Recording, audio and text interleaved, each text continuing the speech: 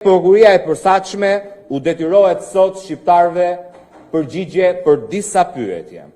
Pse tani që vetë SPAK ka bërë publik rëndimin e pozitës penale të Belinda Ballukut me dyshimin për korrupsion dhe pastrim parash, nuk i drejtohet kuvendit me kërkesën për heqjen e imunitetit dhe arrestimin e saj?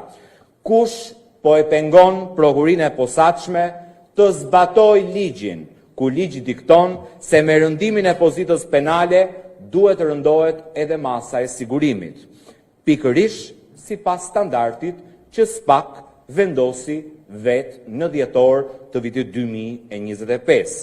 A ka ndërhyrë Edi Rama te drejtuesi i ri i prokurisë posaçme për të shtyrë të paktën deri në shtator zbatimin e ligjit dhe të njëjtit standard për çështjen e Belinda Ballukut?